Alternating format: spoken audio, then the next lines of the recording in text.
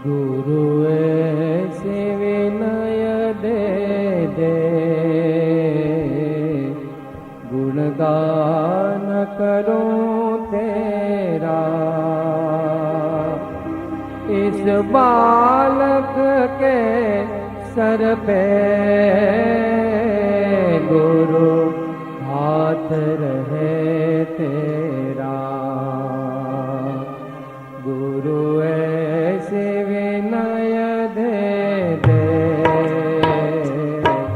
गुणगान करूं तेरा। इस बालक के सिर पे गुरु हाथ रहे तेरा। गुरु हाथ रहे तेरा।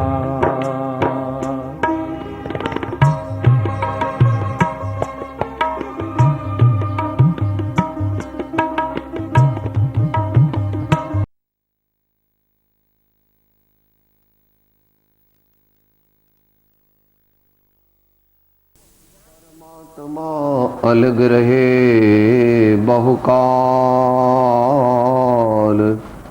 सुंदर मेला कर दिया सदगुरु मिला दलाल। सदगुरु मिला दलाल।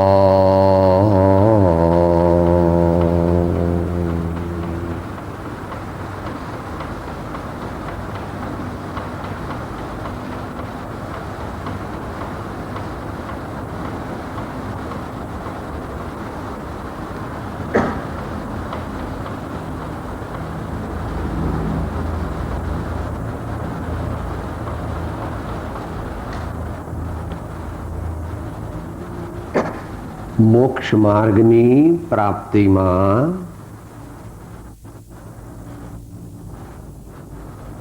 પ્રત્યક્ષ સત્પુરુષની સદગુરુની અનિવાર્યતા ગઈકાલે 3-4 દ્રષ્ટાંતથી આપણે સમજ્યા હતા. સમિત શિખર વહેલા ચડીએ તો ભૂમિઓ લઈ જઈએ છે. દીકરો પીએચડી કરે છે તો પણ એના ગાઈડ છે. અને કોઈ જગ્યાએ સાઇટ સીઈંગ પર જાઓ, આગ્રા, દિલ્હી, હૈદરાબાદ કે વિદેશમાં, તો ત્યાં પણ પેલો ગાઈડ બધું એનું હિસ્ટોરિકલ બેકગ્રાઉન્ડ આપે છે અને બધું સમજાવે છે કે આ જગ્યાની શું અગત્ય છે. તો અહીં જે અજાણ્યો માર્ગ છે કેવો છે? અગમ અગોચર. મોક્ષ માર્ગ કેવો કહ્યો છે મહાપુરુષોએ? અગમ અગોચર. કે સાહેબ એવું હોય તો મળે જ કેવી રીતે? અગમ એટલે પોતાની ગમથી એ મળતો નથી, માટે અગમ કયો છે. અને અગોચર એટલે 5 ઇન્દ્રિયો અને મનથી મળતો નથી, પણ 5 ઇન્દ્રિયો બંધ કરે અને ધીમે ધીમે મનની પ્રવૃત્તિ પણ બંધ કરે ત્યારે અંદરના દ્વાર ખુલે છે.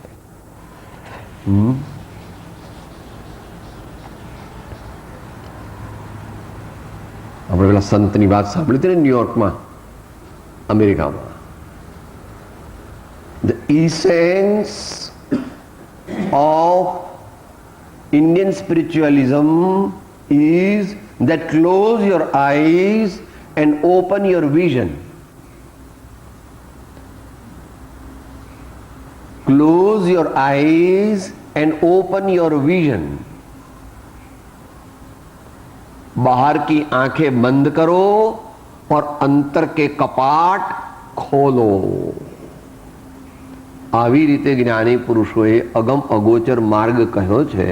માટે એને માટે જેઓ તે રસ્તે ચાલ્યા છે અને પોતે માર્ગને પામ્યા છે તેઓના દ્વારા તે પામવાના ચાન્સીસ ઘણા સારા છે.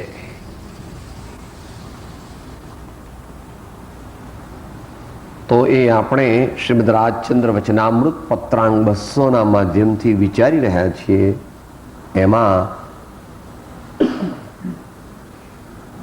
જ્ઞાનીની આજ્ઞાએ વર્તવું એમ 5મા મુદ્દામાં કીધું હતું.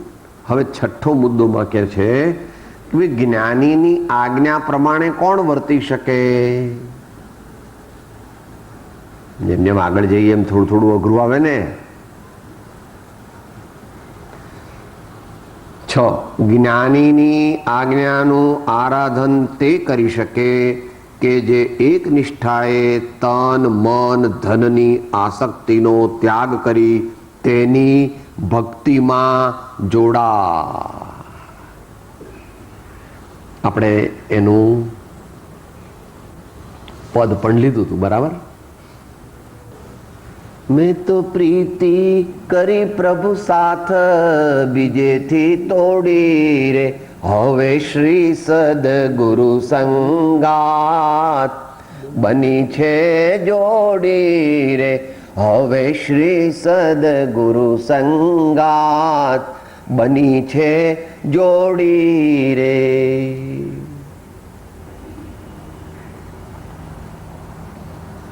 જ્ઞાનીની આજ્ઞાનું આરાધન કરવું હોય તો શું કરવું જોઈએ? એક નિષ્ઠા.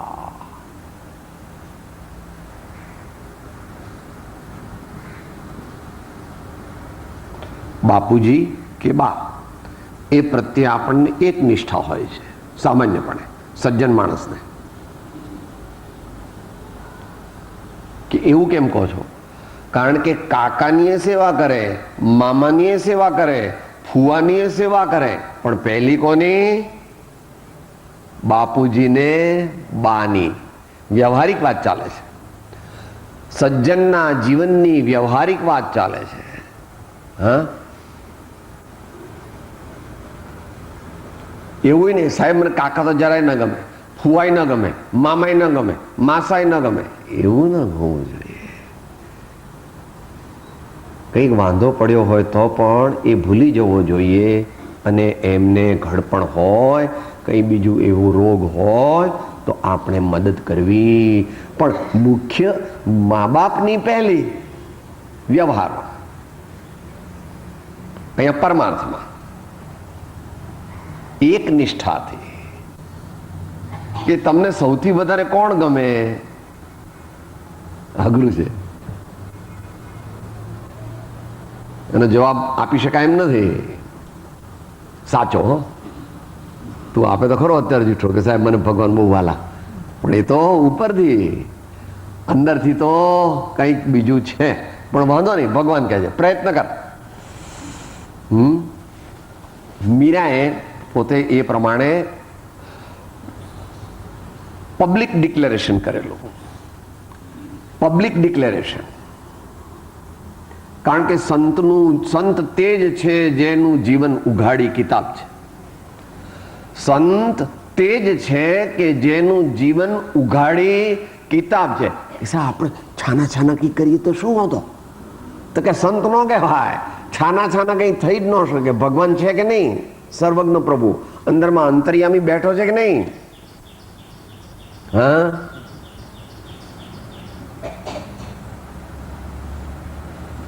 તો મીરા કહે છે હું મારા જીવનના રસ્તે જઉં છું, ત્યાં શું થયું?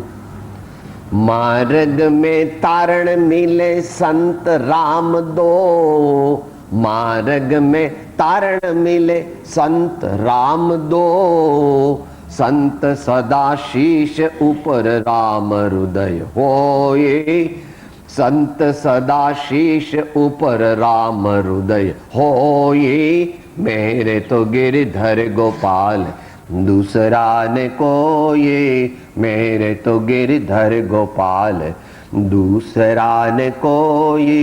એક નિષ્ઠાથી. અને ગિરધર ગોપાલ એની સાથે કોને લીધા? સંતને લઈ લીધા. કારણ કે સંત અને ગિરધર ગોપાલ વ્યવહારથી જુદા છે અને નિશ્ચયથી એક છે.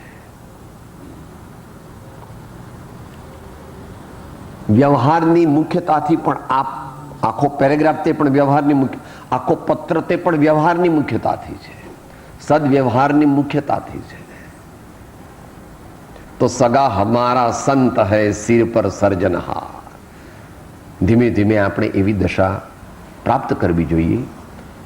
બાપુજી, બા, દીકરા, દીકરી, પતિ, પત્ની બધા છે. સૌથી મોટું કોણ? સૌથી વહાલું કોણ? નિર્ણય કરવો જોઈએ.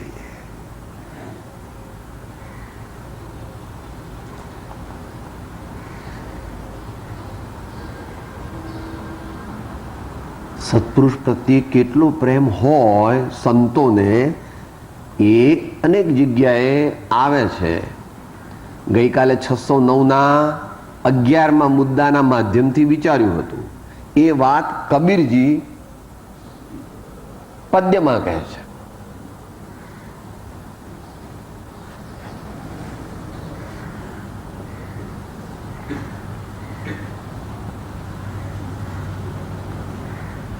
પહેલી લીટી છે,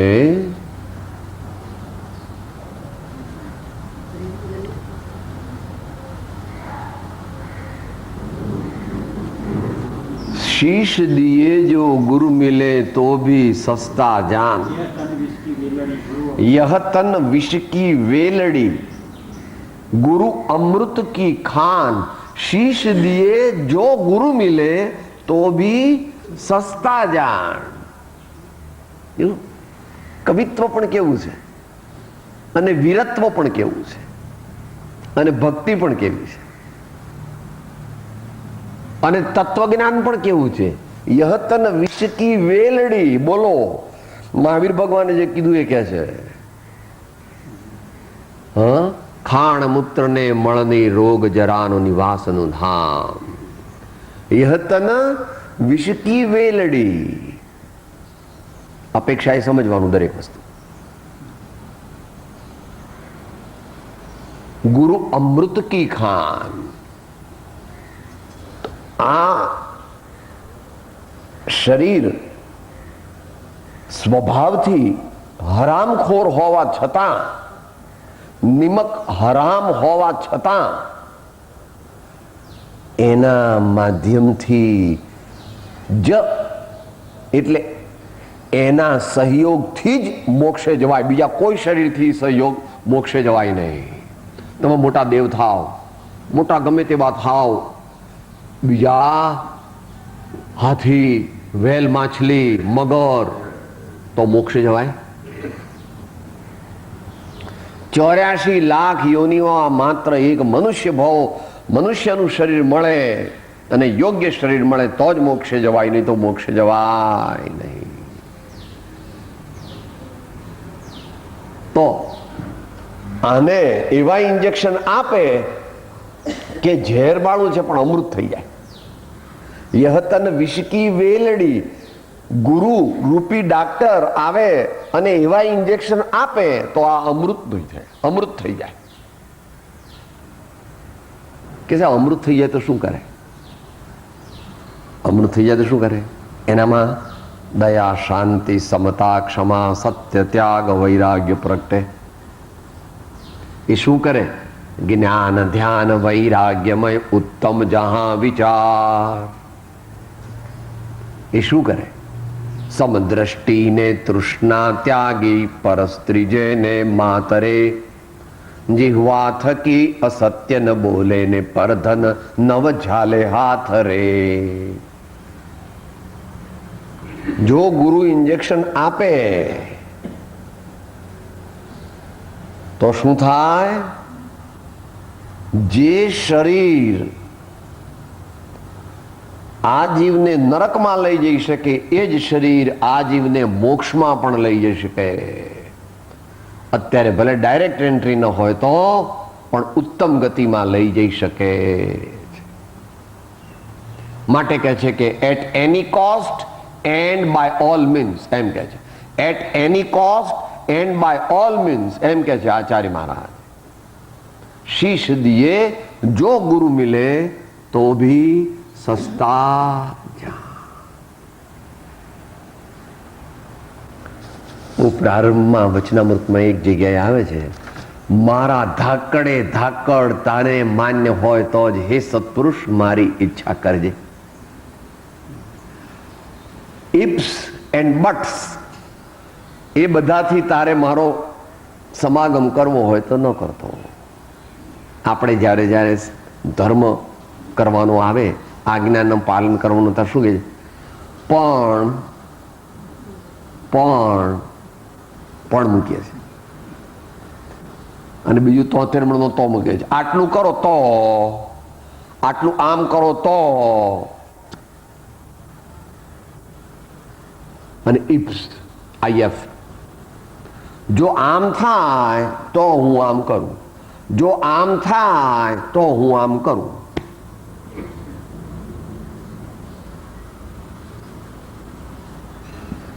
તો આનંદજી મહારાજ કહે છે એવું થઈ શકે નહીં. કપટ રહિત થઈ આત્મ અર્પણા. મોક્ષ માર્ગ એટલે જ પ્રભુ સાથેના પ્રેમનો માર્ગ. પછી એ પ્રભુ તમે પરમાત્મા કહો, એ પ્રભુ તમે સદગુરુ કહો, એ પ્રભુ તમે સંત કહો, કે એ પ્રભુ તમે તમારો જ્ઞાયક આત્મા કહો.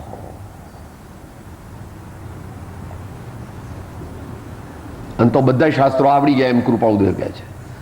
પર પ્રેમ પ્રવાહ બઢે પ્રભુ સે સબ આગમ ભેદ સુર બસે. वह केवल को बीज ज्ञानी कहे, निज को अनुभव बतलाई दिए, निज को अनुभव बतलाई दिए. એટલે કહે છે દુનિયામાં સૌથી વધારે કડક ડિસિપ્લિન મિલિટરીની મનાય છે. મિલિટરીથી પણ વધારે કડક ડિસિપ્લિન એનું નામ રિલિજિયસ રેગ્યુલારિટી. રિલિજિયસ રેગ્યુલારિટી. વિપદ પડે પણ વણસે નહીં, સોય હરિજન ના પરમાણ રે. વિપદ પડે પણ વણસે નહીં, સોય હરિજન ના પરમાણ રે.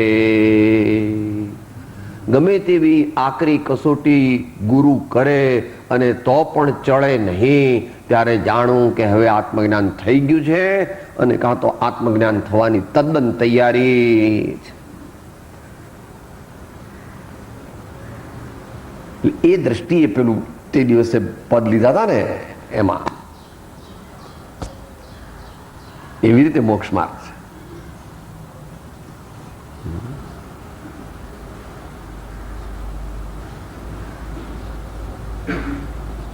ને એ જ પદમાં બીજું લીધું છે.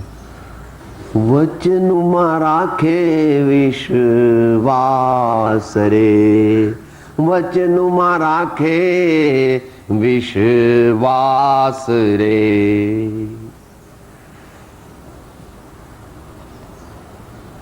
એક નિષ્ઠાથી.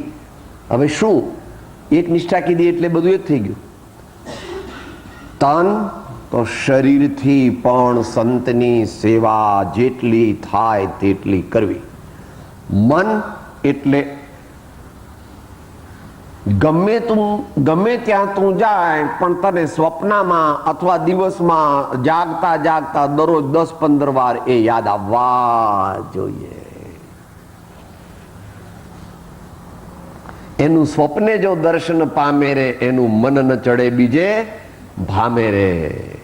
થાય સદગુરુનો લેશ પ્રસંગ રે, એને ન ગમે સંસારીનો સંગ રે.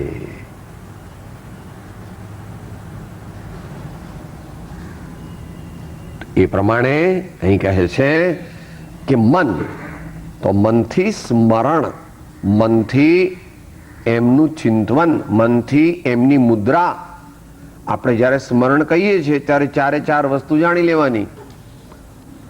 નામ, રૂપ, ગુણો અને ચારિત્રના પ્રસંગો. નામ, રૂપ, ગુણો અને ચારિત્રના પ્રસંગો એમ યાદ કરવા.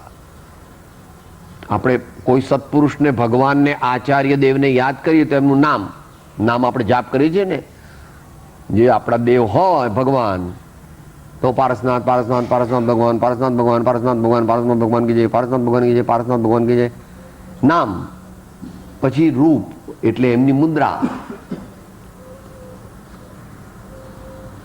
અહીંયા બેઠા છે જોઈ લેવા પણ અત્યારે દિવસે તમારી સાથે બહુ વાત ન કરે એકલા હોય તો ભગવાન વાત કરે રાતના 1-2 વાગે જવું જોઈએ ભગવાન સાથે વાત અત્યારે બધી ગીરદીમાં વાત ન થાય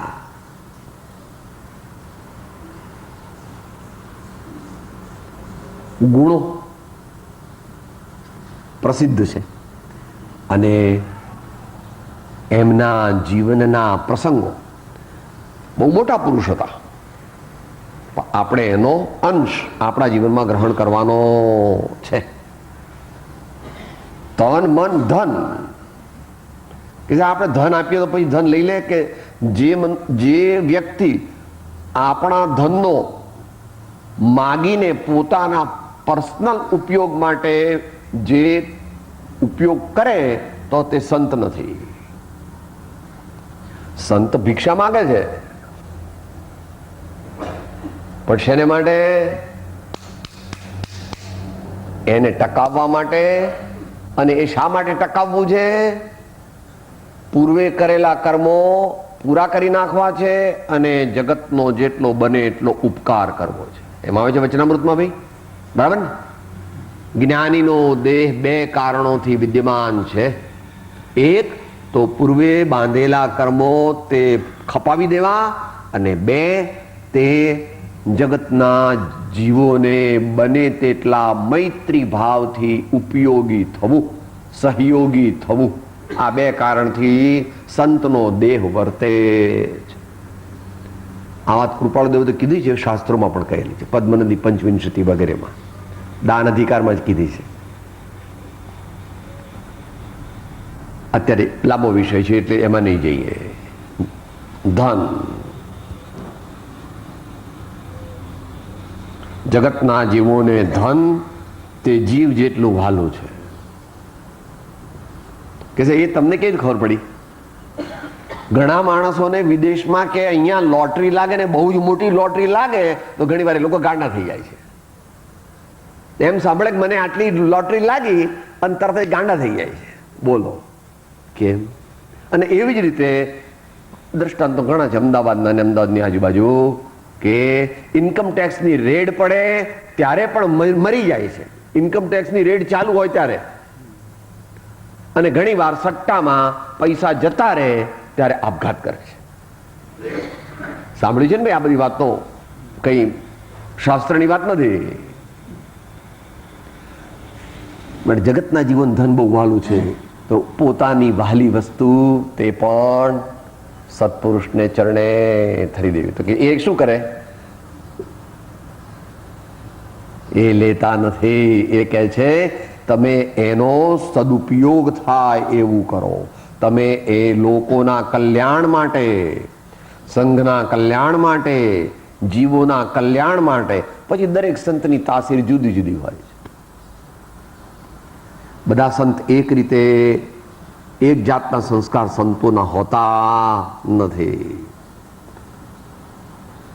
કોઈ જ્ઞાનશાળા બંધાવે કોઈ વિદ્યાપીઠ બંધાવે કોઈ હોસ્પિટલ બંધાવે કોઈ યુનિવર્સિટી બંધાવે કોઈ મંદિર બંધાવે કોઈ જ્ઞાન ભંડાર બંધાવે કોઈ ક્લાસિકલ ભગવાનની મૂર્તિનું મંદિર બનાવે કોઈક એવું મ્યુઝિયમ બનાવે કોઈક એવી લાઇબ્રેરી બનાવે કોઈક વળી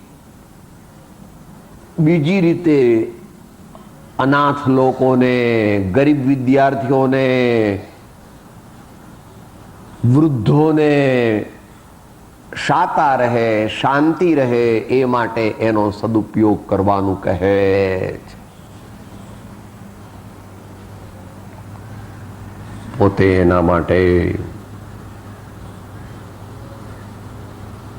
કારણ કે સંતને સામાન્યપણે કંચન કામિનીનો ત્યાગ હોય છે સંતને સામાન્યપણે કાંચન અને કામિનીનો ત્યાગ હોય છે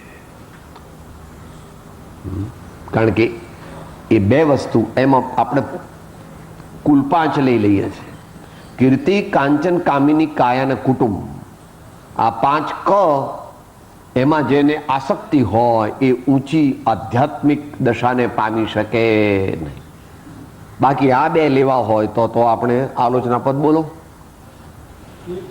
એક કનક કામિની દો મોટી તરવાર, ઉઠ્યો થો जिन भजन को बीच में लियो मार.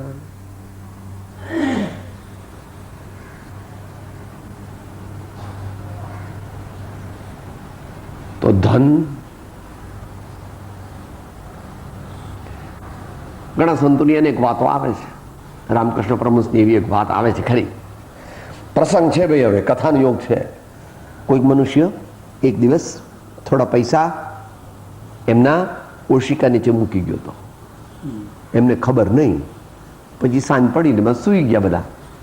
એમને ઊંઘ આવે નહીં. કોઈ દિવસ આવું બને નહીં ને કે કંઈક મને કંઈક થાય છે, કંઈક ઊંઘ આવતી નથી. કે શું ઊંઘ નથી આવતી મહારાજ? કે મચ્છર છે, કંઈક તમને પેટમાં દુખે છે, તમને માથું દુખે છે, તમને તાવ આવ્યો છે, તમને કંઈ ચિંતા થઈ ગઈ છે કે ભાઈ એવું કંઈ છે નહીં? કે લાવો આપણે એને શોધો, શું કેમ નથી આવતી ઊંઘ? એ બધું જોતા જોતા પેલો પૈસા નીકળ્યા નીચેથી. એટલે કે આને લઈ જાઓ, હવે મને ઊંઘ આવી જશે. આ તો દ્રષ્ટાંત છે, દ્રષ્ટાંત છે, સમજ્યા ને? પણ એની પાછળ આપણે આશય સમજવાનો, એની પાછળ આપણે આશય સમજવાનો. તો તન મન ધનની આસક્તિનો ત્યાગ કરી, ધનનો માત્ર ત્યાગ નથી કરતો પણ ધનની આસક્તિનો ત્યાગ કરવો જોઈએ. એટલે સવારે હમણાં પૂજામાં વાત આવી હતી, દાન. દાન દાન આપીને રાજી થવું. તે જો સારા ભાવથી દાન આપ્યું છે તે તો 10 ગણું, 100 ગણું, 1000 ગણું, લાખ ગણું, કરોડ ગણું કે અબજ ગણું એ પાછું મળવાનું જ છે. એમાં કોઈ મિનમેક છે નહીં. અત્યારે વિષય નથી, પણ ભગવાને એનું વિજ્ઞાન આખું લીધું છે. તો એલે સેન્ટરમાં એનો સ્વાધ્યાય થયો હતો. હવે અહીંયા આવશે એટલે પછી સાંભળીશું. દાન ધર્મ.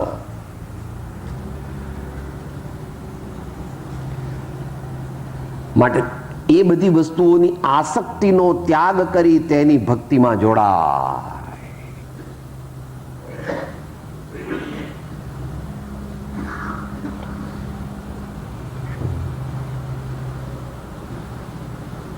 એટલે તન સે મન સે ધન સે સબ સે ગુરુદેવ કી આન સ્વ આત્મ બસે. આન એટલે આજ્ઞા.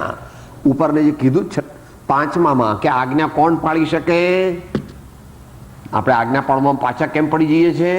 લોક પ્રતિબંધ પણ છે, સ્વજન પ્રતિબંધ પણ છે, અને વધારે પડતો દેહ પ્રતિબંધ છે. સાહેબ જરા મને સહેજ તબિયત બરાબર નથી લાગતી એટલે સત્સંગમાં નહીં જવું. સહેજ તબિયત બગડે તો સત્સંગ કરવો જોઈએ. એક ડિગ્રી આવે તો દુકાન જાય છે કે નહીં? સાહેબ હું દુકાને જાઉં ને તો આ લોકોને ખબર છે, હું દુકાને જાઉં ને તાવ ઉતરી જાય. એટલે આ લોકો મને તાવ આવે ને તો પછી હું કહું કે નથી જવું, કે તમે તાર જાઓ, વાંધો નહીં જાઓ.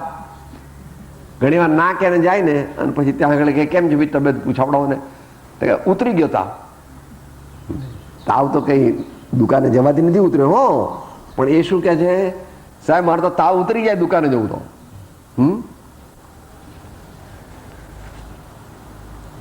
અને સત્સંગમાં જવાનું હોય, વાંચન કરવાનું હોય, ભક્તિ કરવાની હોય તો શું કહે છે, સાહેબ મારી તબિયત સારી નથી એટલે હમણાં તમે કંઈ બધું આ બધું સત્સંગ ને ભક્તિ ને સ્વાધ્યાય ને પૂજા ને એવું બધું મને મારી તબિયત સારી.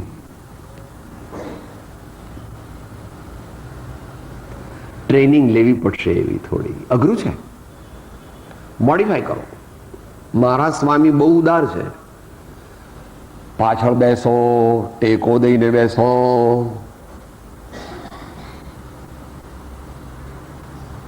વાંધો નહીં, વધારે કપડાં પહેરીને બેસો એવું. એવો શિયાળો હોય, એવું બધું ન્યુમોનિયા જેવું થઈ ગયું હોય, પણ સત્સંગ છોડવો નહીં, ભક્તિ છોડવી નહીં, આત્માનું વિસ્મરણ કરવું નહીં, પરમાત્માના ચરણને ભૂલવા નહીં અને તેમની આજ્ઞાને પણ ગૌણ કરવી નહીં. તો એ બધાની આસક્તિનો, તન મન ધનની આસક્તિનો ત્યાગ કરી તેની ભક્તિમાં જોડાય. ભક્તિ એટલે શું એ આપણે આગળ ઘણી વાર આવી ગયું છે.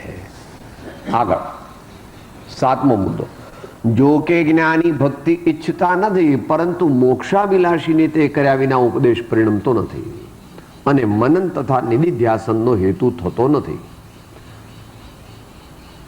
શું કહે છે? એમ કહેતા ને તું મારી ભક્તિ કર, પણ આપણે 100 વાર આપણું કલ્યાણ કરવાની ગરજ છે. આપણા આત્મામાં વિનય આદિ ગુણ પ્રગટાવવા હોય તો ભગવાનની અને સદગુરુની અને સતશાસ્ત્રોની ભક્તિ કરવી જોઈએ. નમો અરિહંતાણમ એવું આપણે નમસ્કાર મંત્રમાં છે. એ નમો એટલે मैं कुछ नहीं हूं, मैं आपका सेवक हूं. પણ આપણે રૂઢિગત બોલી જઈએ છીએ નમો હરિહંતાણ, નમો હરિહંતાણ. વિચાર તો બે ચાલે,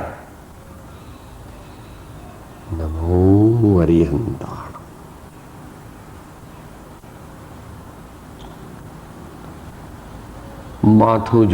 માથું નમાવીને, હાથ જોડીને ભાવપૂર્વક નમસ્કાર કરે એટલે હજારો લાખો અભિમાનના કર્મો તૂટી જાય છે.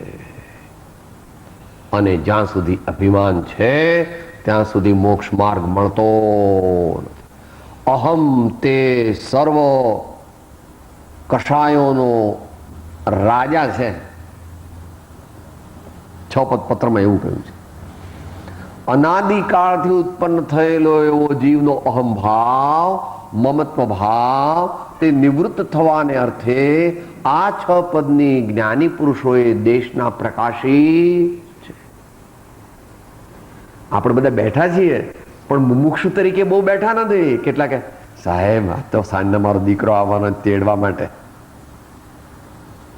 બીજા વળી કહે છે સાહેબ આજ તો ખાવાનું એવું સરસ કર્યું છે ને બહુ મજા આવશે ખાવાની. ત્રીજો વળી વિચાર કરે છે આમ બેંકમાં મારે પૈસા લેવા જવાનું છે. ચોથો વળી વિચાર કરે છે કે હવે ટાઈમ તો થઈ ગયો, હવે કેટલું લાંબુ ચલાવવું છે, કરો ને બંધ, પતી ગયું. જુદી જુદી રીતે જુદા જુદા મનુષ્યો જુદા જુદા વિચાર કરે છે. અને ઘણા કંઈ વિચાર ન કરતા હોય તો એવી પણ એક સ્થિતિ છે.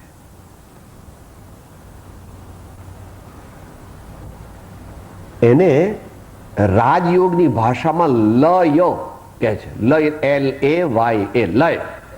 લય એટલે તંદ્રાની અવસ્થા. નિદ્રા પણ નહીં ને જાગતો પણ નહીં, તંદ્રા, અર્ધ નિદ્રિત જેવું.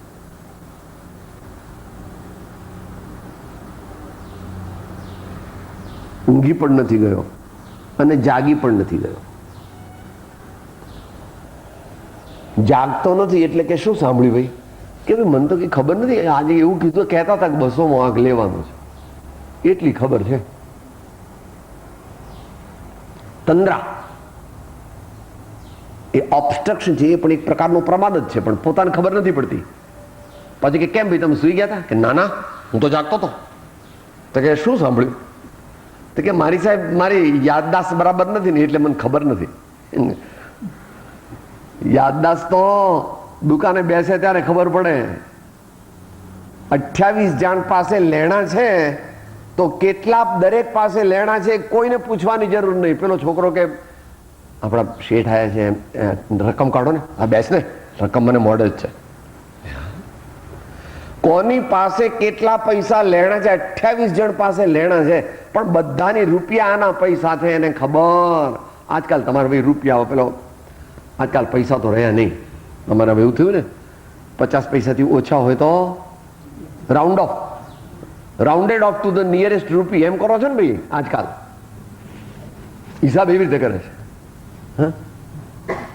મોડે એને અને કે સાહેબ મારી યાદદાસ્ત બરાબર, યાદદાસ્ત તો બરાબર છે, પણ જે વાત થાય છે એમાં રસ, એમાં અંતરની રુચિ, અહોભાવ એ આવતો નથી, એટલે યાદ રહેતું નથી.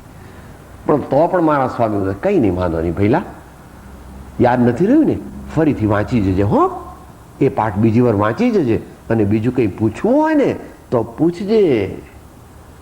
મારા સ્વામીને તમે ગુસ્સે કરી શકતા નથી. એક ગાળ બોલો, બે ગાળ બોલો, 5 ગાળ બોલો, મારા સ્વામી ગુસ્સે થતા. 3 વાર એકની એક વાત પૂછો તો પછી એમ કે ભઈલા આપણે પછી તમારી વાતનો વિચાર કરશું હો, અત્યારે આપણે જાહેર છે ને બધાને, એટલે વ્યક્તિગત તમે પૂછી લેજો. ચંડકોશિયાએ ભગવાનને ગુસ્સે કરવા માટે એટલા બધા ડંખ માર્યા કે વાત ના પૂછો, પણ ભગવાન કહે ભઈલા મારી પાસે ક્રોધ હોય તો હું કરું ને, હે મારી પાસે ક્રોધ છે જ નહીં, સિલકમાં રાખતો જ નથી હું તો ક્રોધ. હું ક્ષમા સ્વરૂપી, ક્ષમા સ્વભાવી આત્મા છું.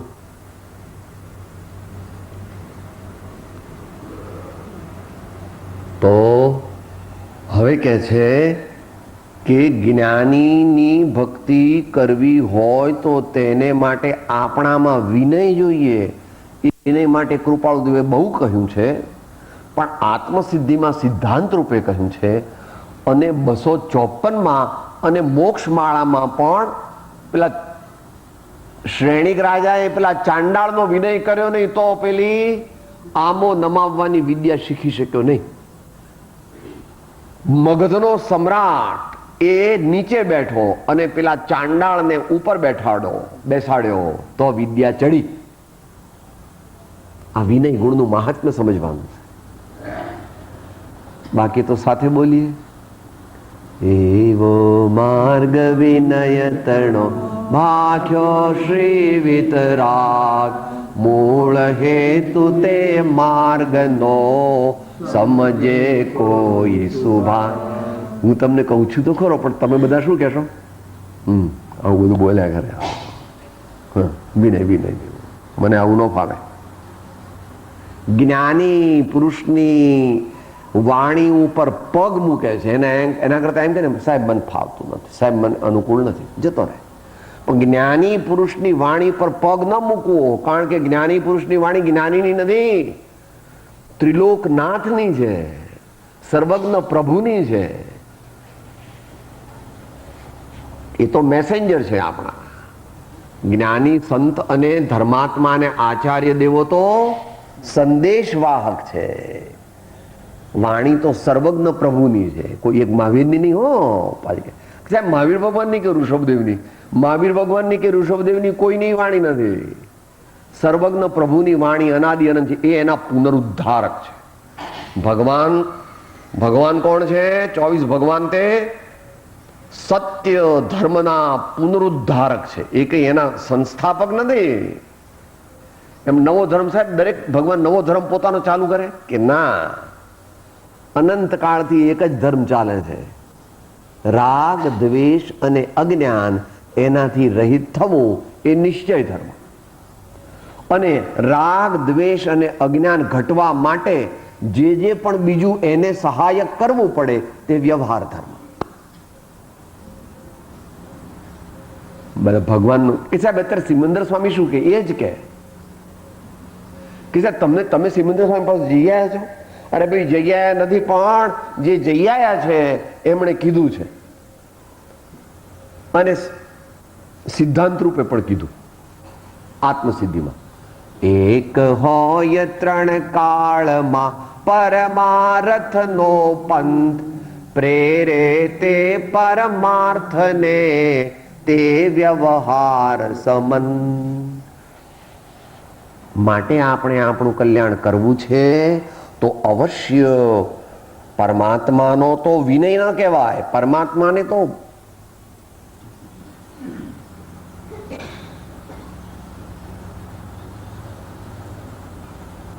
પૂર્ણ પુરુષ છે. પણ ગુરુદેવ આદિ પણ પૂર્ણ પુરુષ જેવા જ છે, એવી દ્રષ્ટિ લાવવાની 20મા દોરામાં કીધી છે. સદગુરુ સંત સ્વરૂપ તુજ એ દ્રઢતા કરી દે. તો સત્પુરુષમાં પરમેશ્વર બુદ્ધિ, તેને જ્ઞાનીઓએ પરમ ધર્મ કહ્યો છે. અને એમાં જ પછી પરમ વિનયની ઓછાઈ હોય તો આત્મજ્ઞાન થાય નહીં. 254. પરમ વિનયની ઓછાઈ હોય તો આત્મજ્ઞાન થાય. માટે દરરોજ વિનય વધારતા રહેવું, દરરોજ વિનય વધારતા રહેવું, દરરોજ વિનય વધારતા રહેવું. પ્રાર્થના દ્વારા, શરણાગતિ દ્વારા, વંદન દ્વારા,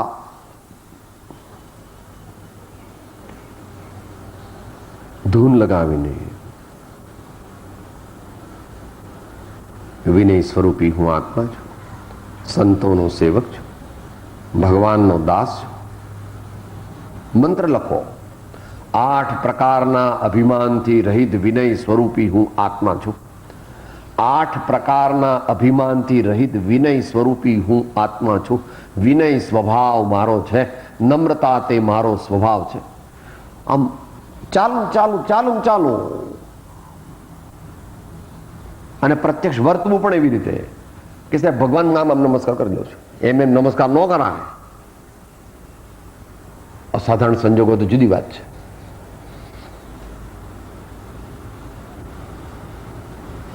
ભગવાનને નમસ્કાર કરવા માટે પહેલા તારા આત્માને જગાડવો પડે. હે પ્રભુ, હું આપના મંદિરમાં પ્રવેશ કરું, પછી બધું નિશ્ચય નિશ્ચય નિશ્ચય. શરીરથી પાપનો ત્યાગ કરું છું, વચનથી પાપનો ત્યાગ કરું છું, મનથી પાપનો ત્યાગ કરું છું. શરણમ શરણમ શરણમ. શરીરથી આપનું શરણ ગ્રહું છું, વચનથી આપનું શરણ ગ્રહું છું, મનથી આપનું શરણ ગ્રહું છું. આ પ્રમાણે પરમાત્મા સદગુરુનો વિનય આપણે કરવો ભાવપૂર્વક. એ આપણે સંધ્યા વંદનમાં ડિટેલ લીધેલી છે. તો ભક્તિ વિના ઉપદેશ પરિણમતો નથી અને મનન તથા નિધિધ્યાસનનો હેતુ થતો નથી. માટે મુમુક્ષુએ જ્ઞાનીની ભક્તિ અવશ્ય કર્તવ્ય છે એમ સત્પુરુષોએ કહ્યું છે. અહીંયા અવશ્યનો અર્થ ઇસેન્શિયલ પણ કરવો અને અવશ્યનો અર્થ ઇન્ડિસ્પેન્સેબલ પણ કરવો. અનિવાર્ય, અનિવાર્ય કે સાહેબ આવશ્યક જ રાખો ને, અનિવાર્ય કેમ કહો છો? કારણ કે ભગવાને કર્ણાન યોગમાં કહ્યું છે 8 પ્રકારના અભિમાનનો ત્યાગ નાશ ન થાય તો સમકિત પ્રગટે નહીં. 8 પ્રકારના અભિમાનનો નાશ ન થાય તો સમકિત પ્રગટે નહીં. કે પ્રગટે? જ્ઞાનમ પૂજા કુલમ જાતિ બલમ વૃદ્ધિમ તપો વપુઃ.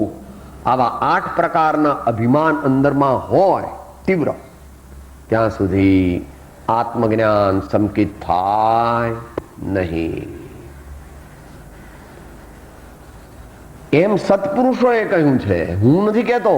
એમ કહે છે જ્ઞાનીઓ, હું તને આમ કહું છું એમ નથી કે સત્પુરુષોએ કહ્યું. આપણે તો આ વાત ગૌતમ સ્વામી જેવા પાસેથી શીખવાની છે. ગૌતમ સ્વામી જેવા પાસે શીખવાની છે. ગૌતમ સ્વામી પાસે શું શીખવાનું? અલૌકિક. 500 તો શિષ્યો છે, બધી ભાષાઓ મોઢે છે, લાખો કરોડો અબજો શ્લોક મોઢે છે, હાક ભારતમાં વાગે છે, અંતે છતાં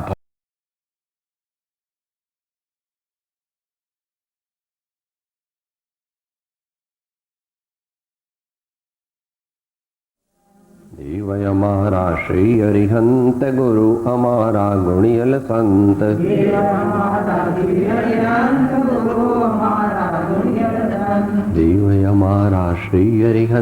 ગુરુ અમારા ગુણિયલ સંત.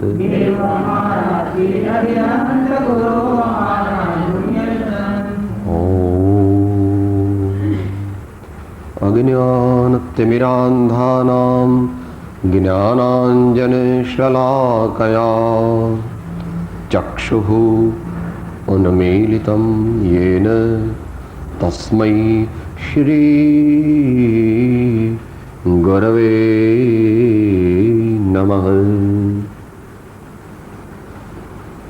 त्वमेव माता च पिता त्वमेव त्वमेव भ्राताश्च सखा त्वमेव त्वमेव विद्या द्रविणं त्वमेव त्वमेव सर्वं मम देव देव त्वमेव सर्वं मम देव देव त्वमेव सर्वं मम देव देव.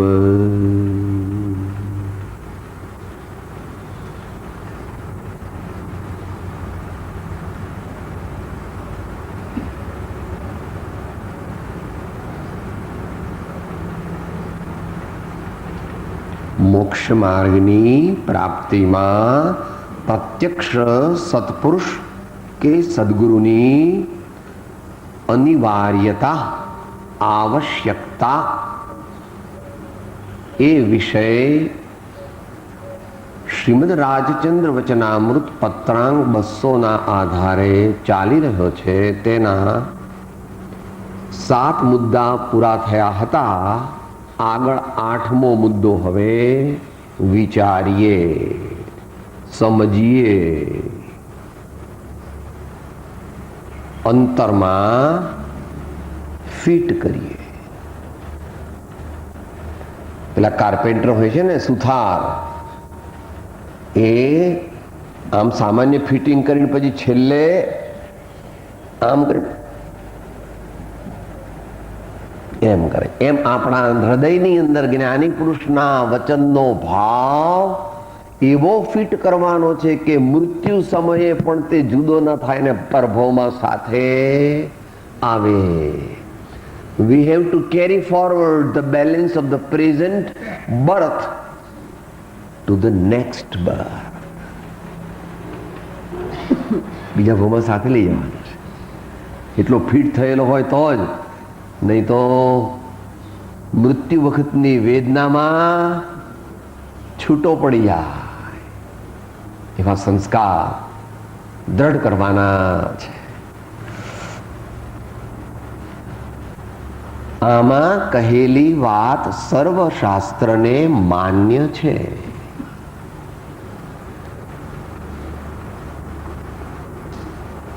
ઉપર જે કહ્યું કે જ્ઞાનીની ભક્તિ વિના બોધ પરિણામ પામતો નથી, એ વાત જે અમે ઉપર કહી તે વાત માત્ર અમારી નથી, અથવા કોઈ એક શાસ્ત્રની નથી, અથવા કોઈ એક જ્ઞાનીની કહેલી નથી. શું કહે છે? આમાં કહેલી વાત સર્વશાસ્ત્રને માન્ય છે.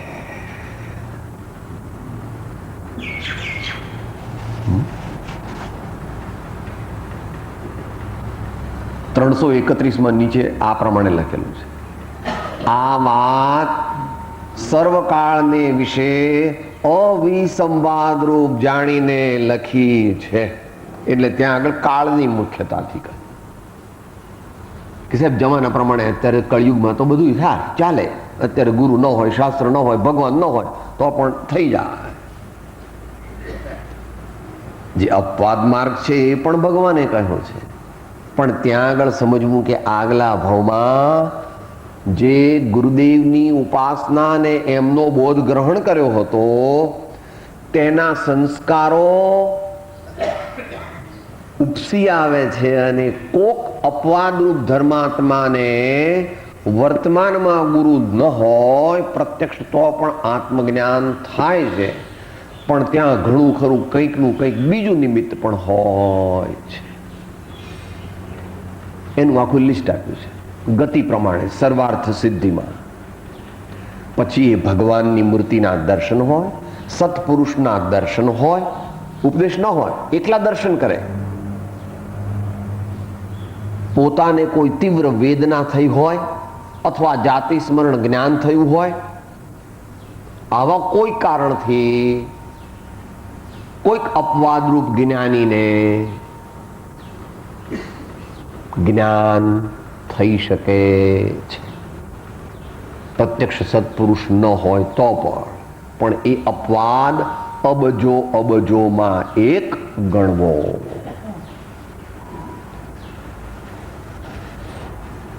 તો સર્વશાસ્ત્રને માન્ય છે.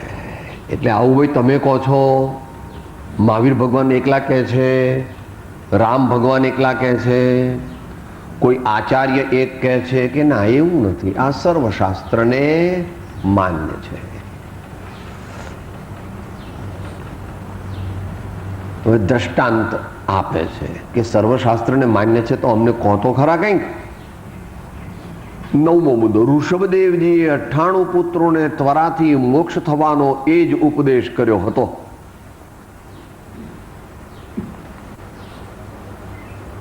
કેટલા વર્ષો પહેલાની વાત થઈ? અબજો અબજો અબજો અબજો અબજો અબજો અબજો અબજો જે ગણી શકાય નહીં. ઋષભદેવ એટલે કોણ? બ્રહ્માના પુત્ર, મરુદેવી માતાના પુત્ર, અયોધ્યાના રાજા, પ્રથમ તીર્થંકર આદિનાથ. હિન્દુ મત પ્રમાણે પણ એ 7મા કે 8મા ભગવાનના અવતાર. ભાગવતમાં એનું ડિટેલ વર્ણન છે, ઋષભદેવ ભગવાન. અને ભરત ચક્રવર્તી, જેના નામ પરથી આ દેશ અબજોની અસંખ્યાત વર્ષ પછી ભારત કહેવાય છે, એમના બાપુજી, જે કૈલાસથી નિર્વાણ પધાર્યા, એમ પ્રાગ ઐતિહાસિક કથન છે, પુરાણનું કથન છે. એ ઋષભદેવ ભગવાને પણ એમને 100 દીકરા હતા. એ 100 દીકરામાં ને પણ 98ને એ ઉપદેશ કર્યો તો બધાને, પણ પેલા 2ને લાગતા વાર લાગી. ભરત અને બાહુબલી, એમને એ બોધ તત્કાળ ગ્રહણ થઈ શક્યો નહીં. એમને વાર લાગી. એમને પણ ગ્રહણ તો થયો, પણ વાર લાગી. 100 દીકરા મોક્ષે ગયા ને ભાઈ. પોતે મોક્ષે ગયા ને 100 દીકરા મોક્ષે ગયા. એવી રીતે પોતે મોક્ષે ગયા ને પોતાના 2 દીકરા મોક્ષે ગયા. એમ ઋષભદેવ અને રામ બેનું સામ્યપણું છે. પોતે મોક્ષે ને પોતાના બધા દીકરા મોક્ષે. એવું ભગવાન ઋષભદેવને અને ભગવાન રામને બન્યું. એમણે ઋષભદેવ ભગવાને પણ આ ઉપદેશ આપ્યો હતો. તો એ પોતાના વાંચેલું છે, સાંભળેલું છે અને આગલા ભાવનું પણ જાણેલું છે. મોક્ષ થવાનો એ જ ઉપદેશ કર્યો હતો. વળી કોઈ એમ કે સાહેબ આવું તો જૈનની વાત છે, એટલે હવે બીજો દ્રષ્ટાંત આપે છે. કારણ કે સર્વ ઉપર લખ્યું ને, સર્વશાસ્ત્ર ને માન્ય છે. પરીક્ષિત રાજાને શુકદેવજીએ એ જ ઉપદેશ કર્યો છે. આ પણ ભાગવતની કથા છે. પરીક્ષિત રાજાને પેલું સ્વપ્ન આવ્યું હતું કે સર્પદંશથી 7 દિવસમાં તારું મૃત્યુ થશે. એટલે જાગી ગયા અને શુકદેવજી પાસે બોધ સાંભળ્યો અને એકાગ્ર મનથી સાધના કરી તો યથા પદવી સિદ્ધિ થઈ ગઈ. ગુરુની આજ્ઞા પ્રમાણે સાધના કરવાથી સિદ્ધિ થઈ. પરીક્ષિત રાજાને શુકદેવજીએ એ જ ઉપદેશ કર્યો છે. હવે કન્ક્લુઝન કરે છે છેલ્લા 2-3ની અંદર. પણ આખા પત્રનું કન્ક્લુઝન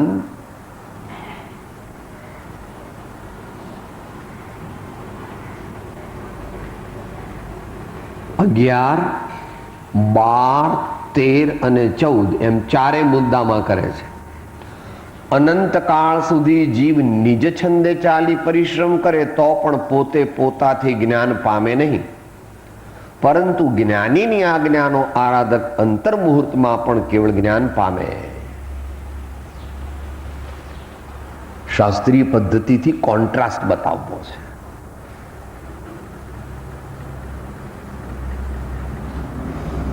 એટલે બંને એક્સ્ટ્રીમ કીધા. કાળનો વધારેમાં વધારે કેટલો સમય? તો કે અનંત. અને ઓછામાં ઓછો કેટલો સમય સતત આત્માનો અનુભવ થાય તો મોક્ષે જાય? અંતર્મુહૂર્ત.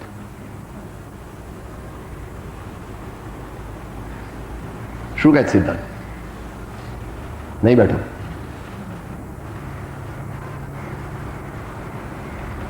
નવ સમયથી ઉપર જે કેવળ જ્ઞાની જ જાણી શકે છે, અને 48 મિનિટની અંદર નો જે સમય તેને અંતર મુહૂર્ત કહેવામાં આવે છે. That is the shortest period for which there should be continuous nirbija samadhi for attaining to salvation, complete salvation. કોઈક મહામુનીશ્વર હોય ને સવારના બેઠા હોય ને 3 દિવસ બેઠા હોય, એમને એમ બેઠા હોય, પણ 3 દિવસ કંઈ એમને સતત આત્માનો અનુભવ નથી. આત્માનો અનુભવ એટલે એક કક્ષાનો આત્માનો અનુભવ, કારણ કે મેક્સિમમ લિમિટ ઇઝ 48 મિનિટ્સ. સતત આત્માનો અનુભવ તથારૂપપણે જીવ જો 48 મિનિટ કરે તો એને કેવળ જ્ઞાન થાય થાય અને થાય એવું સર્વજ્ઞ ભગવાને કહ્યું છે. કે સાહેબ તમને શી ખબર? કે અમને ખબર નથી. અમારા સ્વામીએ કહ્યું છે. અમારા સ્વામીની વાત બધી સાચી છે, માટે આ પણ સાચી હોવી જોઈએ. અત્યારે તું માને તોય ઠીક છે, ન માને તોય ઠીક છે, તું એમ તો માન કે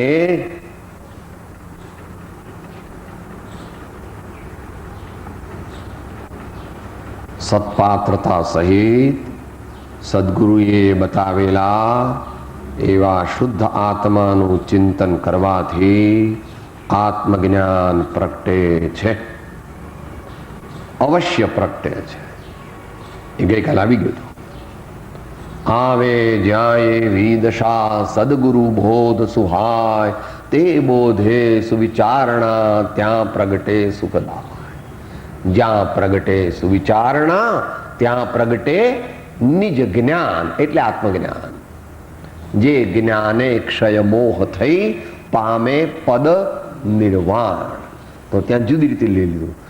જે જ્ઞાને એટલે ત્યાં દર્શન જ્ઞાન ચારિત્ર 3 એક કરી દીધા. પામે પદ નિર્વાણ. અધ્યાત્મ પદ્ધતિ છે ને, અધ્યાત્મ પદ્ધતિમાં જ્ઞાનની અંદર દર્શન પણ આવી ગયું, ચારિત્ર પણ આવી ગયું, તપ પણ આવી ગયું. સમયસારમાં એવી પદ્ધતિ છે. આ સમયસારની પદ્ધતિ છે, કથન પદ્ધતિ. જ્ઞાનથી મોક્ષ. તો જ્ઞાનથી મોક્ષ એટલે શ્રદ્ધા નહીં, ચારિત્ર નહીં, તપ નહીં, એ બધું ખરું, પણ એ બધું અધ્યાત્મ પદ્ધતિમાં ગૌણ. માટે જ્ઞાનીઓએ એ રીતે કહ્યું.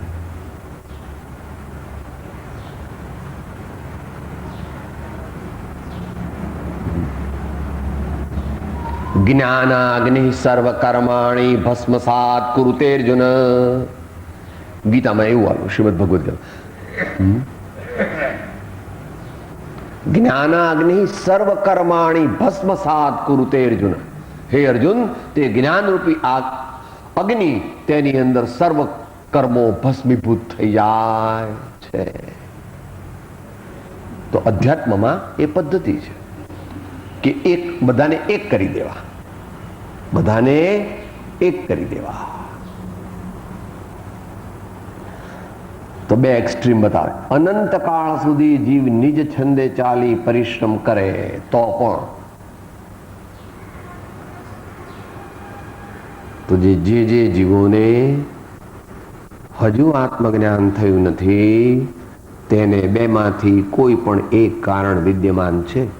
કાં તો એણે પોતાની અંતરમાં યથાયોગ્ય સત્પાત્રતા પ્રગટ કરી નથી, અને કાં તો તેને સાચા જ્ઞાની પુરુષનો બોધ મળ્યો અને ગ્રહ્યો નથી.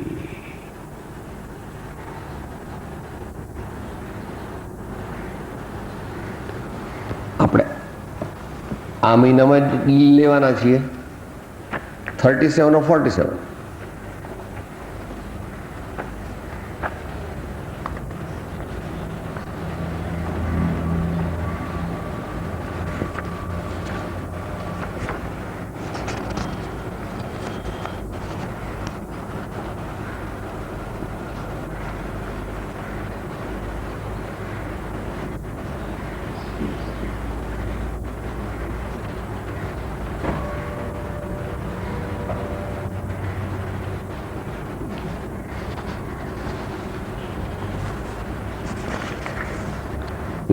કાં તો જીવની સત્પાત્રતા થઈ નથી અને કાં તો તેને સત્પુરુષનો બોધેલો ધર્મ, પરમાર્થ ધર્મ તેની પ્રાપ્તિ થઈ નથી.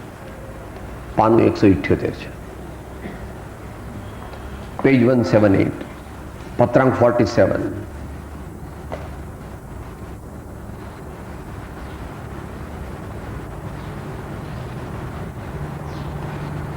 નીચેથી 11મી ને 12મી લાઈન. સદગુરુના ઉપદેશ વિના અને જીવની સત્પાત્રતા વિના એમ થવું અટક્યું છે. તેની પ્રાપ્તિ કરીને સંસાર તાપથી અત્યંત તપાયમાન આત્માને શીતળ કરવો એ જ કૃતકૃત્યતા છે.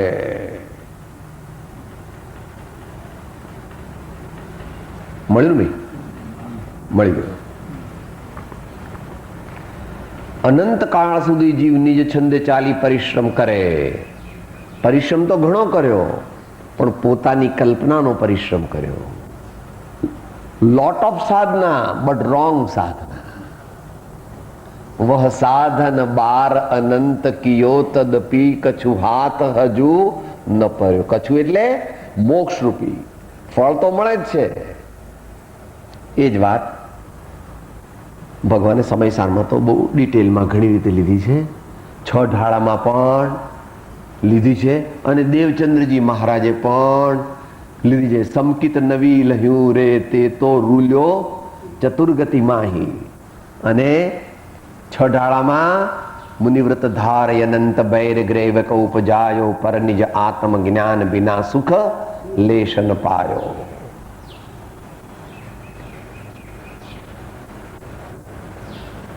તો પણ પોતે પોતાથી જ્ઞાન પામે નહીં, પરંતુ જ્ઞાનીની આજ્ઞાનો આરાધક અંતર મુહૂર્તમાં પણ કેવળ જ્ઞાન પામે. તો અહીં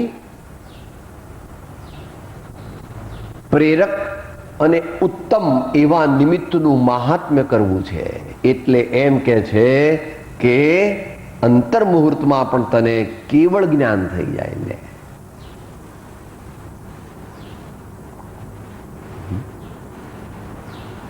કોઈ વસ્તુને સમજાવવા માટે એકદમ સ્વીપિંગ સ્ટેટમેન્ટ કરે ને, પણ એ સ્ટેટમેન્ટ જે છે 3 કાળની અપેક્ષા સાચું છે.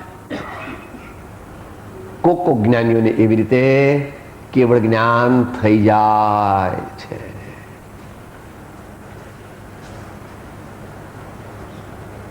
જેટલો પોતાનો સત્પુરુષાર્થ હોય તેટલી મોક્ષ માર્ગની પ્રાપ્તિ થાય. એ કોન્સ્ટન્ટ ઇક્વેશન કાયમ આપણા હૃદયમાં કોતરેલું રાખવું.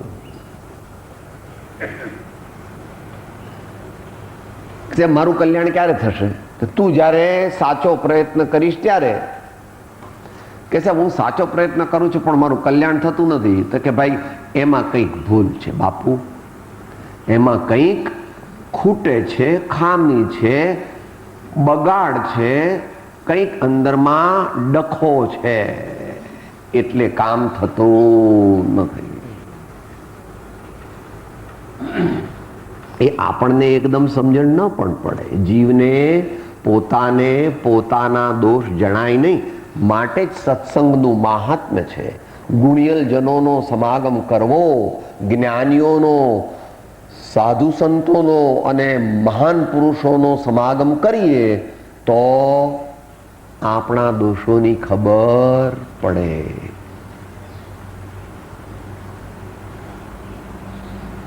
અને એવું કરવું જ, એવું 301માં જે આજ્ઞા કરી છે ને,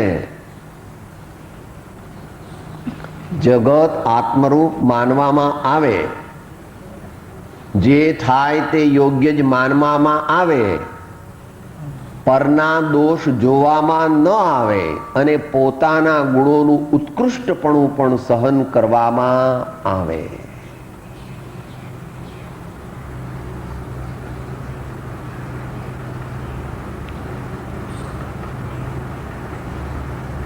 તો જ્ઞાનીની આજ્ઞાનો આરાધક અંતર મુહૂર્તમાં પણ કેવળ જ્ઞાન પામે.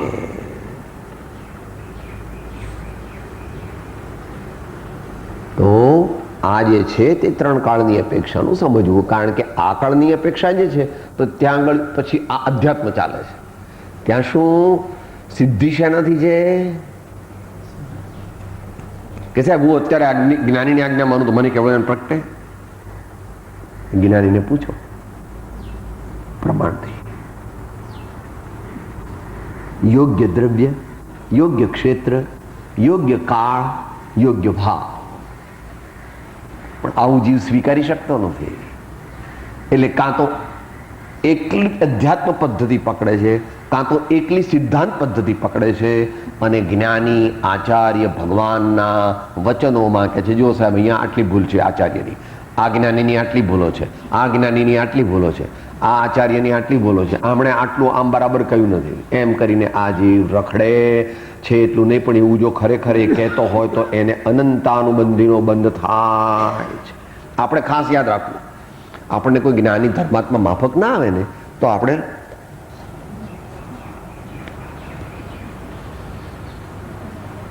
જલ્દી પકડવી ત્યાંથી. મને આમાં કંઈ સમજણ પડતી નથી, મને આમાં બેસતું ફેર ઇનફ. આખી દુનિયા નથી બેસતી. અનંત કાળથી અનંત જીવોને બેસતું નથી, એમાં તું પણ આવી ગયો બાપા. અનંત જીવોને નથી બેસતું, તારા જેવા તો અનંત જીવો છે.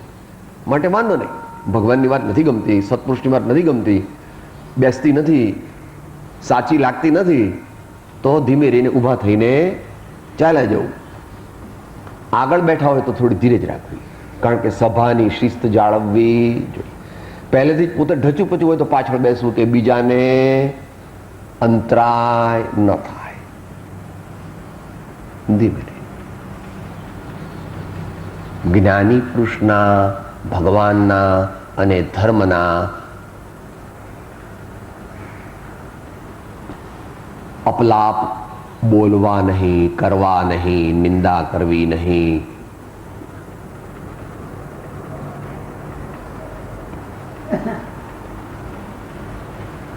આગળ કહે છે શાસ્ત્રમાં કહેલી આજ્ઞાઓ પરોક્ષ છે અને તે જીવને અધિકારી થવા માટે કહી છે. મોક્ષ થવા માટે જ્ઞાનીની પ્રત્યક્ષ આજ્ઞા આરાધવી જોઈએ.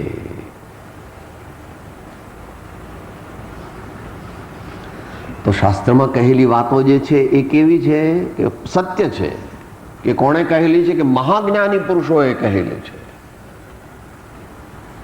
તો કહે છે એનાથી કેમ કલ્યાણ નથી? એવું ક્યાં કહીએ છીએ? એનાથી ફાયદો છે, એનાથી ઘણો ફાયદો છે. પરંતુ અત્યારે 1998માં તું જ્યાં રહેતો હોય, હિંમતનગર, ઈડર, કલોલ, આગ્રા, ભોપાલ, કલકત્તા, મુંબઈ, બેંગ્લોર, કોચીન, અહમદનગર કે ભુવનેશ્વર કે દિલ્હી કે હરિયાણામાં રહેતો હોય, લુધિયાણામાં, તો કેવી રીતે કલ્યાણ થાય? સાથે બોલીએ. લિંગયને ભેદો જે વ્રતના રે, દ્રવ્ય દેશ કાળા દે ભેદ મૂળ માર્ગ સાંભળો જીનનો રે. પણ જ્ઞાનાદિની જે શુદ્ધતા રે, તે તો ત્રણે કાળે અભેદ મૂળ માર્ગ સાંભળો જીનનો રે. મૂળ માર્ગ સાંભળો જીનનો રે. આ થોડું ખાસ સમજવા જેવું છે. ઘણા ભાઈ સાહેબ આ જ્ઞાની પુરુષો વર્તમાન ન થયા તો આનંદજી 24 લખી અને આ કૃપાળુદેવે આત્મસિદ્ધિ લખી. શા માટે લખી? તત્વસૂત્ર નહોતું, સમય સાધ નહોતા, ભક્તામાં સ્તોત્ર નહોતું, કલ્યાણ મંદિર સ્તોત્ર નહોતું, હરિભદ્ર સૂરીના મોટા ગ્રંથો નહોતા, અથવા બીજા પણ મહાન જ્ઞાની પુરુષોના અન્ય આચાર્યોના પણ મોટા શાસ્ત્રો નહોતા. લો, આ મોટો માણસ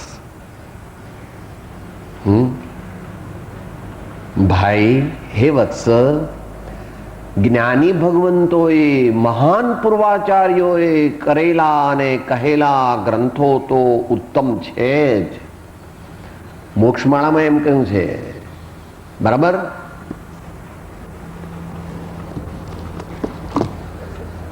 સ્પષ્ટ કહ્યું છે.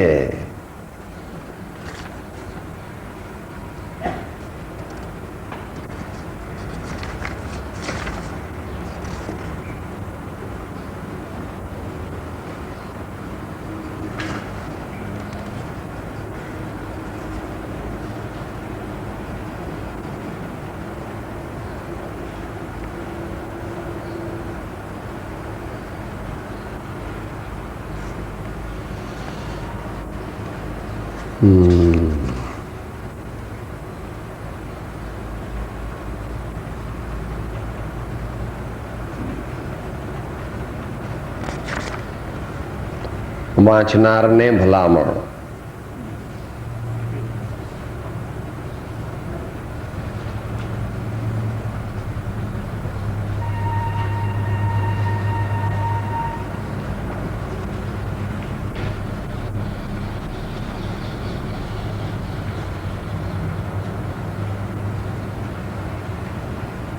એ કાંઈ પૂર્વાચાર્યોએ ગ્રંથ કરેલા ગ્રંથો કરતા મહાન અથવા તેથી બરાબર છે એમ નથી, પરંતુ તેવા મહાન ગ્રંથોને સમજવા અને તેમાં કહેલા ગહન તત્વજ્ઞાનમાં પ્રવેશ થવા માટે આ બાલાબોધ રૂપ મોક્ષમાળાની રચના કરી છે.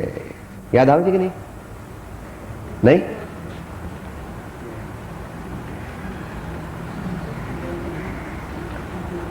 વાચકોને તો યાદ આવે ને, બીજા અભ્યાસીઓને શોધી લઈશું આપણે ક્યાં કહેલું છે.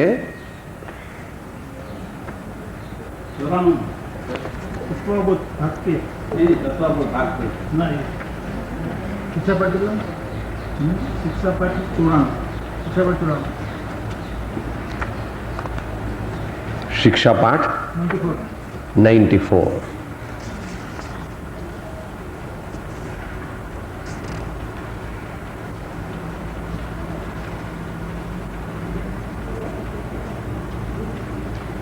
ને એ જુદું છે, એ નથી. આ એમાં તો જૈન સિદ્ધાંત વગેરેની વાત કરી છે. આ તો ભાવના બોધ કે મોક્ષમાળામાં જ કહેલું છે. આપણે શોધી કાઢીશું. જ્યોતિબેનની યાદ આવવું જોઈએ. યાદ? હા, બોલો. ઉત્તમ તત્વજ્ઞાન અને પરમ સુશીલનો ઉપદેશ કરનારા પુરુષો કંઈ ઓછા થયા નથી. તેમ આ ગ્રંથ કંઈ તેથી ઉત્તમ વા સમાનતારૂપ નથી, પણ વિનય રૂપે તે ઉપદેશકોના ધુરંધર પ્રવચનો આગળ કનિષ્ઠ છે. આ પણ પ્રમાણભૂત છે કે પ્રધાન પુરુષની સમીપ અનુચરનું અવશ્ય છે. તેમ તેવા ધુરંધર ગ્રંથનું ઉપદેશ બીજ રોપાવા, અંતઃકરણ કોમળ કરવા આવા ગ્રંથનું પ્રયોજન છે. જમાનામાં એ પ્રમાણે થવાનું છે. આત્મસિદ્ધિ લખાઈ એટલે હવે કોઈ શાસ્ત્રો લખાશે નહીં એવું છે નહીં. સમયસાર હતો તો પણ તત્વાર્થ સૂત્ર રચાય, તત્વાર્થ સૂત્ર હતું તો પણ હરિભદ્ર સૂરીએ આટલા બધા ગ્રંથો લખ્યા. ત્યાર પછી વળી પાછા બીજા મહાન આચાર્યોએ કેટલાય લખ્યા. આનંદગંજીએ પણ લખ્યા, અને બીજા ધ્યાનતરાયજી, બનારસીદાસજી એમણે પણ લખ્યા, અને રાજચંદ્રજીએ પણ લખ્યા, અને ભવિષ્યમાં પણ એ પરંપરા ચાલુ રહેવી સંભવે છે. એમાં વધતી ઓછી કેટેગરી હોય દેશકાળ પ્રમાણે, એ વાત જુદી છે. એટલે આ તો પેલો તારો પ્રશ્ન હતો કે સાહેબ હવે આ નવા શાસ્ત્રો લખીને નકામું શું જરૂર છે? એવું નથી પ્રભુ.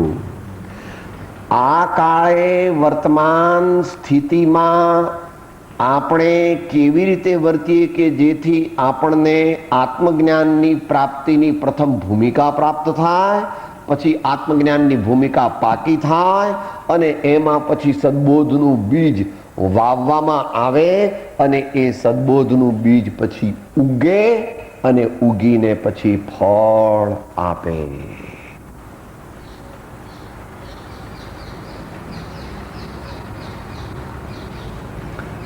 તો શાસ્ત્રમાં કહેલી આજ્ઞાઓ પરોક્ષ છે અને તે જીવને અધિકારી થવા માટે નકામી છે એમ નથી. સત્પાત્રતા પ્રાપ્ત કરવા માટે ભગવાને કહેલા માર્ગાનુસારીના ગુણો અથવા મુમુક્ષુના ગુણો અથવા વેદાંતમાં એને ષટ સંપત્તિ કહે છે તે એવા બધા ગુણો પ્રાપ્ત કરવા જોઈએ. નહીં તો આપણે અજાગૃત છીએ. કૃપાળુદેવની સ્પષ્ટ આજ્ઞા તે અંતિમ સંદેશમાં પણ છે અને આત્મસિદ્ધિમાં પણ છે. એ આપણે હમણાં અંતમંગળમાં બોલીએ છીએ. ત્યાં આ પૂરું કરી નાખીએ. મોક્ષ થવા માટે જ્ઞાનીની પ્રત્યક્ષ આજ્ઞા આરાધવી જોઈએ. Vote to do here and now. Do એટલે ડુમાં શ્રદ્ધા, જ્ઞાન, આચરણ અને ઉપલક્ષથી તપ બધું આવી ગયું. મારે શું કરવું કે જેથી મારું કલ્યાણ થાય? તો ભગવાન કહે ભાઈ સાચી શ્રદ્ધા કર, ભાઈ જ્ઞાનને સવળું કર, ભાઈ તારું આચરણ સરખું કર, ભાઈ તું ઈચ્છા ઓછી રાખ, અયોગ્ય ઈચ્છા કર નહીં, તું દુઃખી થઈશ.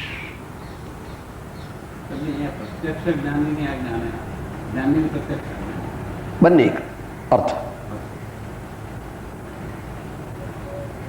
પ્રત્યક્ષ જ્ઞાનીની આજ્ઞા એટલે પ્રત્યક્ષ જ્ઞાનીની પ્રત્યક્ષ આજ્ઞા એટલે અહીંયા કહેવા માંગે છે પ્રત્યક્ષ જ્ઞાનીની આજ્ઞા. એનું કેમ એવો અર્થ લીધો તો ઉપર 11 થી એનું અનુસંધાન છે. અનુવૃત્તિ એની 11 થી કરો. જ્ઞાનીની આજ્ઞાનો આરાધક અંતર મુહૂર્તમાં પણ કેવળ જ્ઞાન. તો ત્યાં જ્ઞાની એટલે કયા જ્ઞાની? આનંદ જ્ઞાની તો પૂર્વે થઈ ગયા. એની એ જ વાત વર્તમાન જ્ઞાની પણ કહે છે. પણ વર્તમાન જ્ઞાનીએ વર્તમાનમાં આત્માનો અનુભવ કર્યો છે અને વર્તમાન કાળમાં કેવી રીતે સાધના કરવી, કેવી રીતે કરી શકાય, એમાં શું શું પ્રોબ્લેમ્સ આવે, એને ઓવરકમ કરવા માટે શું કરવું, એ બધું વર્તમાનની અપેક્ષાએ આપણને સમજાવે છે. માટે એની વેલ્યુ એ અપેક્ષાએ વધારે છે. તો સિદ્ધાંત કીધું પ્રત્યક્ષ સદગુરુ સમ નહીં, પરોક્ષ જેનો ઉપકાર એવો લક્ષ્ય થયા વિના ઉગે ન આત્મ વિચાર. બાકી પહેલા થયેલા જ્ઞાનીઓની અને વર્તમાન થયેલા જ્ઞાની એ બધાની આજ્ઞા તો એક જ છે, પણ એની મોડાલિટી, દેશકાળ, તારી પાત્રતા એ બધામાં ને અનુલક્ષીને એમાં ફેરફાર હોય છે. એટલે તેઓ તારું અંતર જાણી શકે છે, તારી વસ્તુઓ, તારા દુર્ગુણો બધું જાણી શકે ને એ કઢાવવા માટે પ્રયત્ન કરે છે. પણ પુરુષાર્થ તો તારે જ કરવો પડે. આ જ્ઞાન માર્ગની શ્રેણી કહી એ પામ્યા વિના બીજા માર્ગથી મોક્ષ નથી. જ્ઞાન માર્ગની એટલે મોક્ષ માર્ગની એમ સમજવું. કોઈ કે સાહેબ તો ભક્તિ ખોટી, એવું કહેવાનો અર્થ નથી. જ્ઞાન માર્ગની શ્રેણી કહી એટલે ભક્તિ પણ આગળ થાય એટલે જ્ઞાનમાં પરિણમી જાય, ધ્યાન પણ આગળ થાય એટલે બધું છેવટે તો એકરૂપ થઈ જાય, ઉપર જાય. એટલે એમાં આપણે નવધા ભક્તિમાં આગળ થાય ને સમતાને એકતા, અને યોગમાં પણ આગળ ધ્યાન પછી સમાધિમાં એકતા થઈ જાય ને. આજે જ બોલ્યા હતા ને, ધ્યાતા ધ્યાન ધ્યેય ગત કામ, હું સેવક ને હું છું સ્વામ. એ પ્રમાણે